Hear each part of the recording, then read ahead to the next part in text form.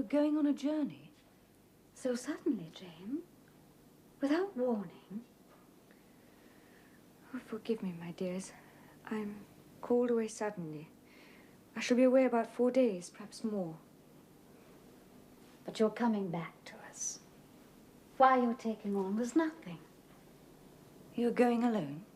Yes, it is to see or hear news of a friend about whom I've been uneasy for some time. Oh, Jane, you look very pale. Are you sure you feel well enough to travel?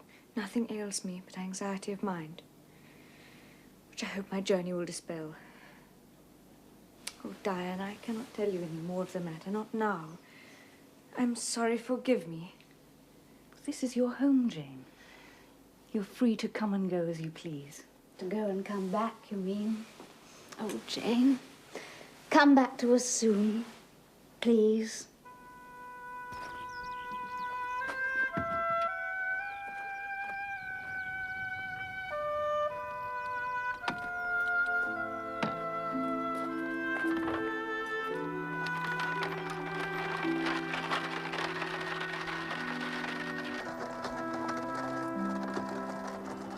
My master might be abroad for all I knew. And if he were at Thornfield Hall with his poor lunatic wife, I dared not seek his presence or speak to him. I decided to ask at the inn. They would be able to tell me all I sought to know.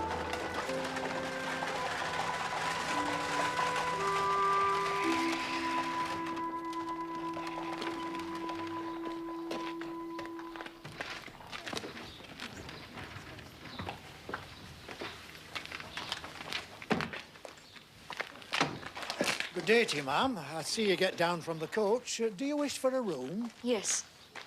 No. How far is Thornfield Hall from here? Just 2 miles across the fields yonder. I'm going there soon in the chaise, if you'd like me to take you. Thank you. I must go immediately. Please, could you look after my box? Yes, ma'am. Thank you.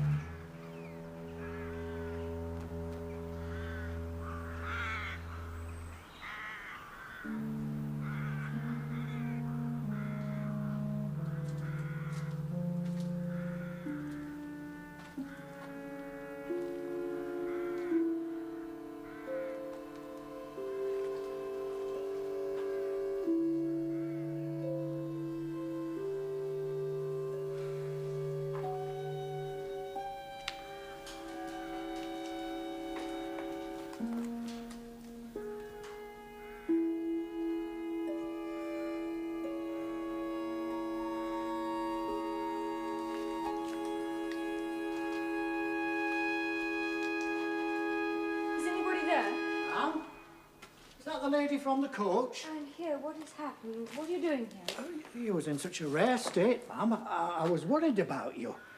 I was coming this way, so I thought I'd take a look at the poor old hall. I thought you might like me to take you back to the inn.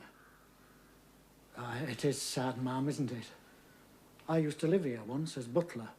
Not in my time. You're a stranger to me. And you to me, miss. No, it was in the late Mr. Rochester's time. The late? Is he dead? I mean the present Mr. Rochester's father. You must have been away from these parts, ma'am, or you would have heard what happened last autumn. Oh, it was a dreadful calamity, ma'am. Everything gone, everything burned. Before the engines could arrive from Millcote, the whole building was one mass of flames. I witnessed it myself. Is it known how it started? Oh, they guessed, ma'am. They guessed. And the servants had a tale to tell. You are perhaps not aware, ma'am, that there was a lady, a lunatic, kept in the house. I have heard something of it. Well, a very queer thing happened a year since. A very queer thing. This lady, ma'am, turned out to be Mr. Rochester's wife. And there was a young lady, a governess at the hall, that Mr. Edward fell in love with. Never mind that, please. Tell me about the fire. Very well, ma'am. Well, it seems that upstairs in the lunatic's room, while her keeper was asleep,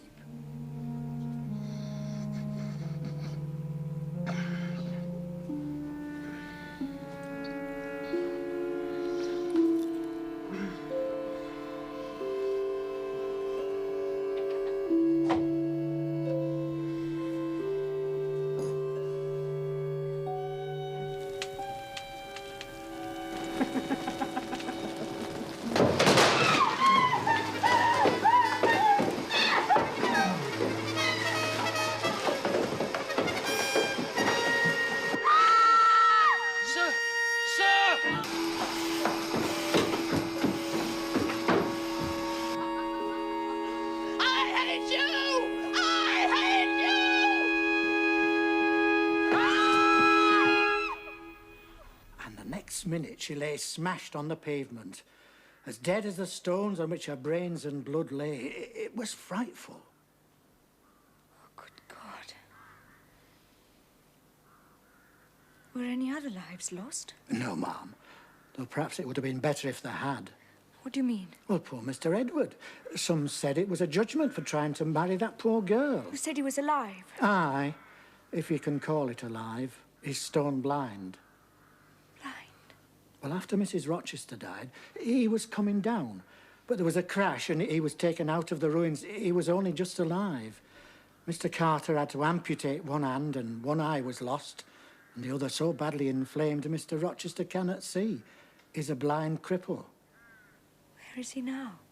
With old John and his wife at Ferndean, a house he has some 30 miles off. He's very broken down, they say. You came in your chaise? Yes, ma'am. Please, take me to Ferndean. I will pay you well, at once, please, at once. Yes, ma'am.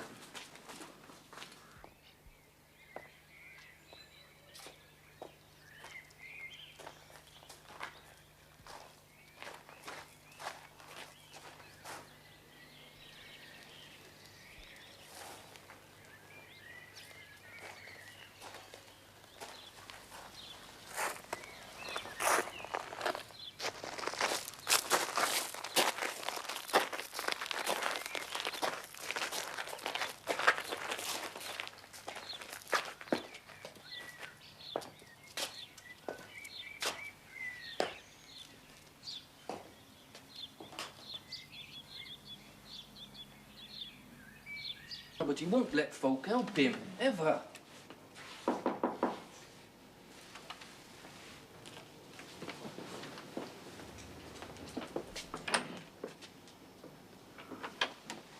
Mariah, how are you?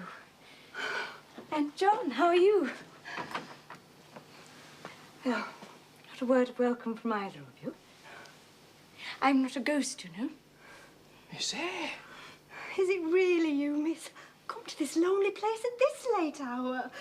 It is secluded, isn't it? He wishes to live away from the world, miss. It took me hours in the chaise. I've come from Thornfield. I know what happened there. Aye, terrible it was. I've sent the chaise away. I'm sure you can find me a room for the night. There's none but that dusty old room upstairs.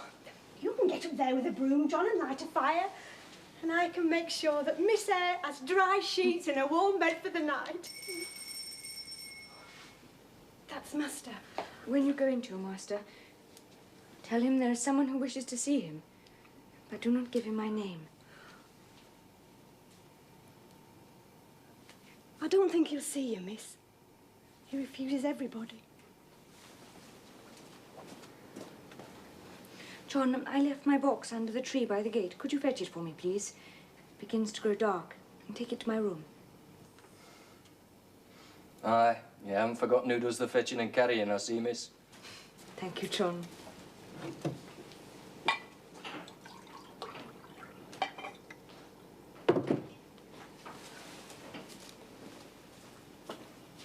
You're to send in your name and business. Is this what he rang for? Aye. He always has candles brought in at dark, though he's blind. I will take it into him. Oh, Lord, what will he say to me? It's the room at the end of the corridor, miss.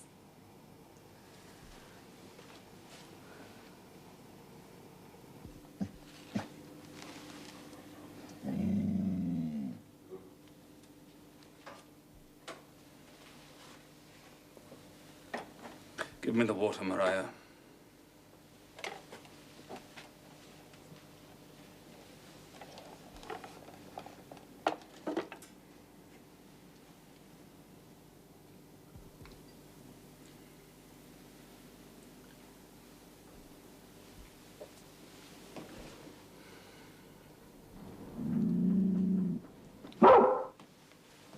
What's the matter?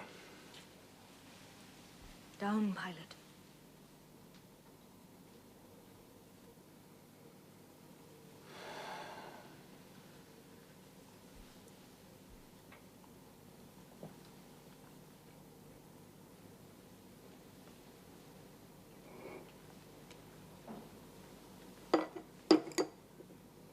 This is you, Maria, is it not?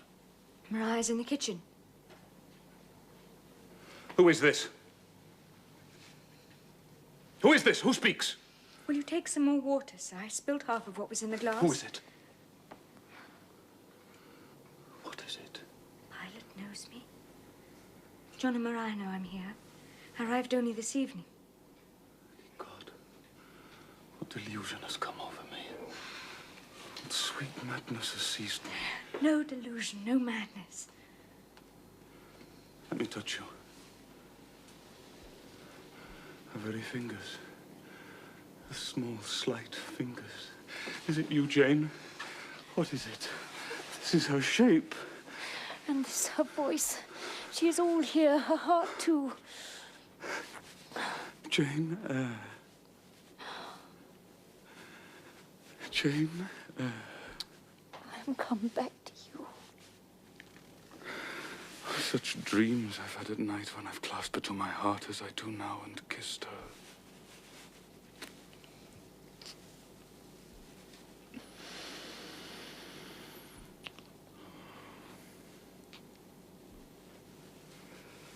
And felt that she loved me.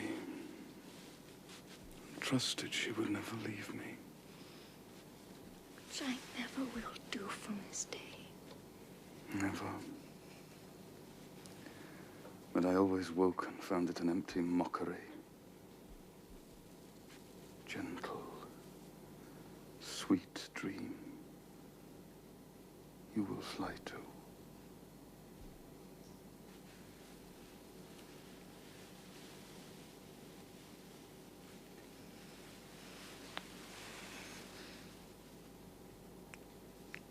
Does this feel like a mockery? Do you call this a dream? Which is you, is it, Jane? You are come back to me, then. I am.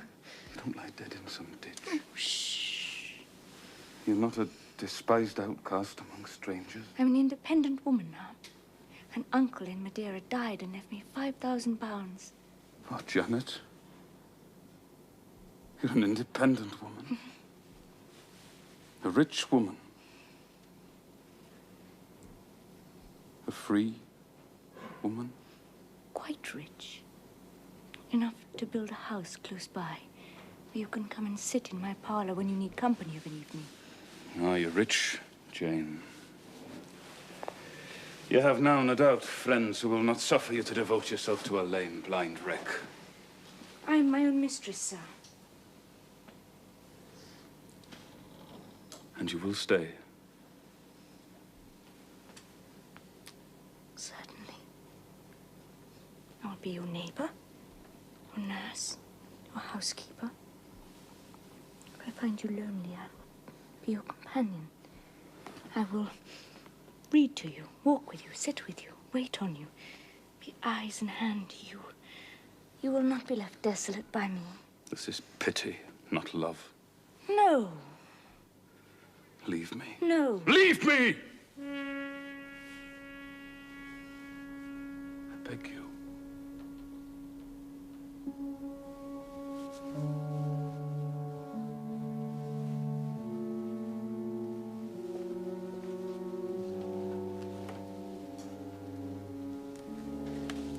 It was ever that way.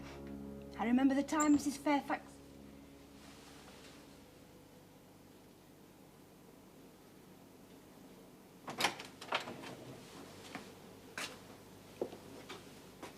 Anaya? Maria! Yes, sir? Our visitor cannot have left. Where is she? Oh, she's somewhere in the house, sir. I'll find her. Bring her to me. Yes, sir. I'm here, sir. Still here. Jane. You must not go. I've touched you, felt you, hurt you. I cannot give up these joys. The world may think me selfish, but no matter. Very well, sir. It is settled. Yes.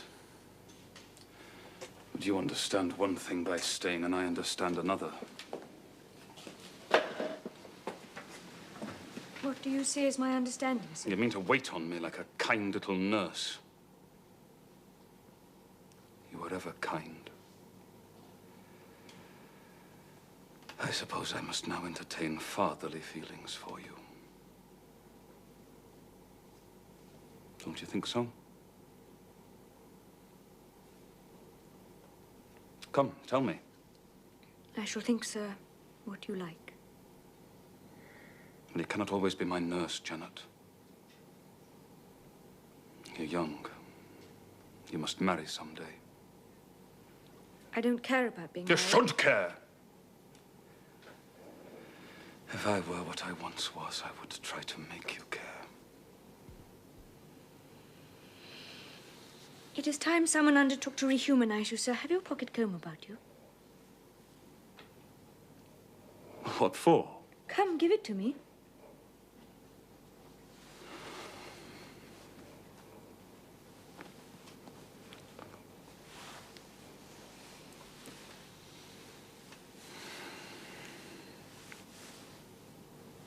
That is better. Your shaggy black mane is very alarming. And this? It is a pity to see it. A pity to see your eyes. A scar on your forehead.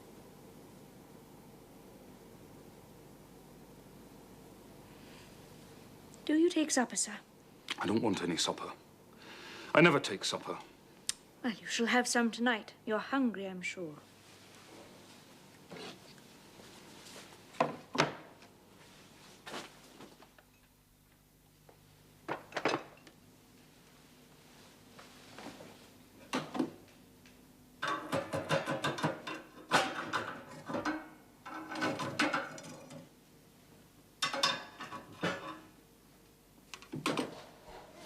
Yeah, that's better. Can you tell when there's a good fire?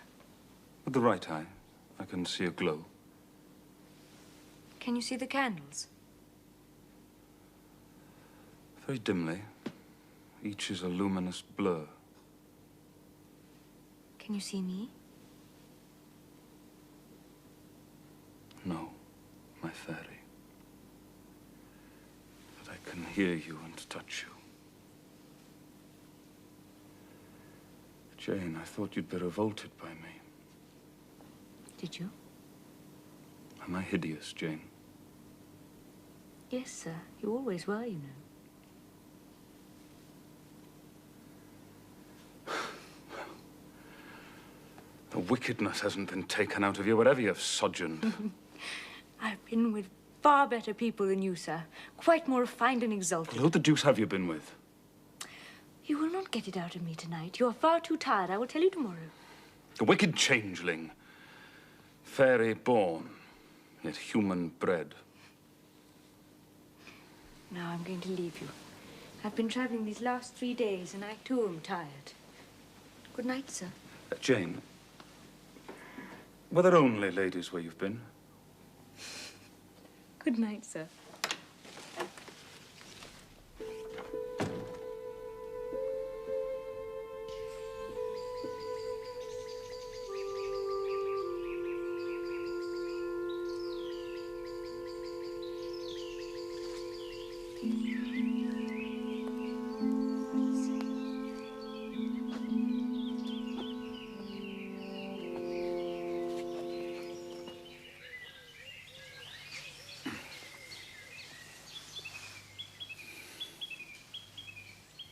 This St. John Rivers, then.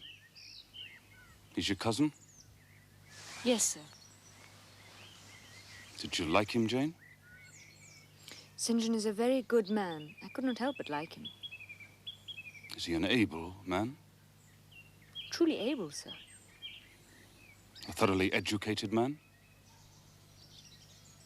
St. John is an accomplished and profound scholar, sir. His manners, I think you said they were not to your taste. Priggish and parsonic. I never mentioned his manners. But they are polished, calm, and gentlemanlike. His,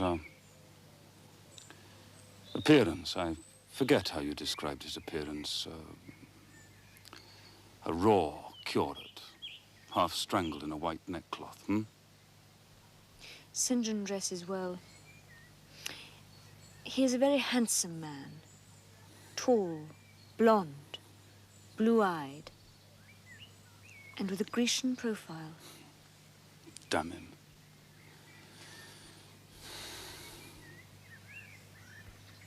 Did you like him, Jane? Oh, yes, I liked him, sir. But you've asked me that before. Perhaps you would rather not sit beside me any longer, Miss Eyre. Why not, Mr. Rochester? The contrast between a tall, graceful, fair-haired Apollo and a Vulcan. Black, broad-shouldered and blind into the bargain. I never thought of it before. But you are rather Vulcan-like.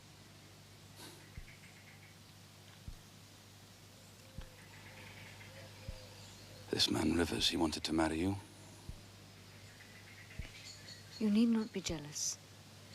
I only wanted to provoke you. I thought anger would be better than grief. I'm not foolish, Jane.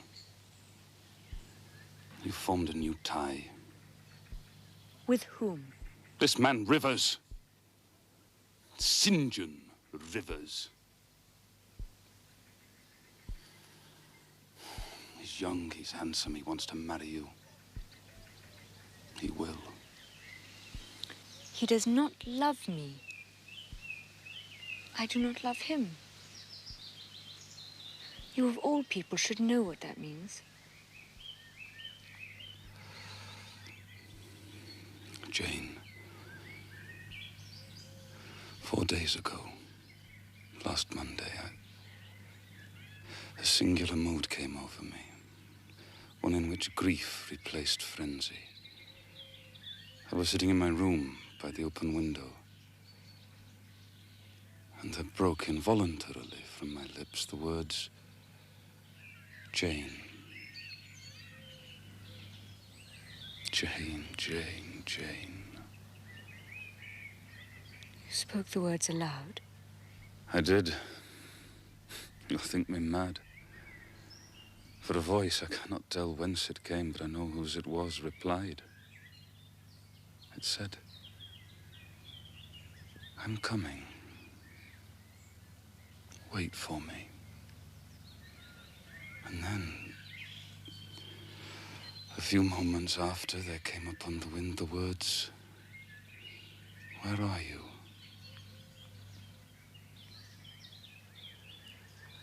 Jane, I don't want a nurse or a friend.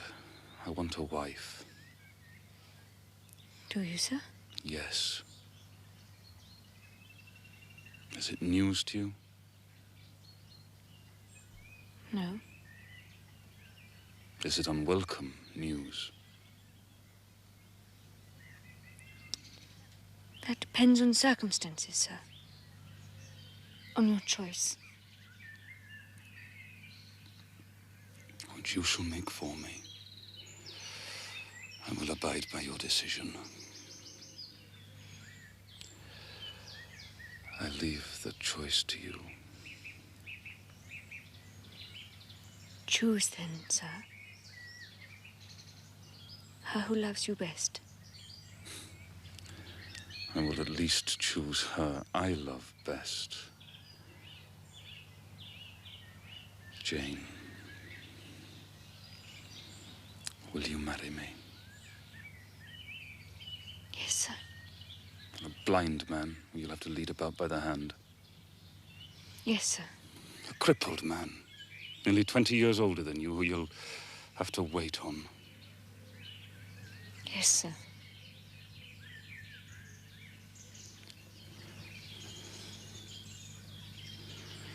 Truly, Jane.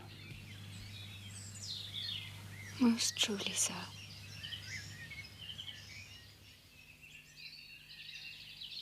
I have now been married 10 years. Within 2 years, Edward recovered the sight of one eye, just before our first child was born.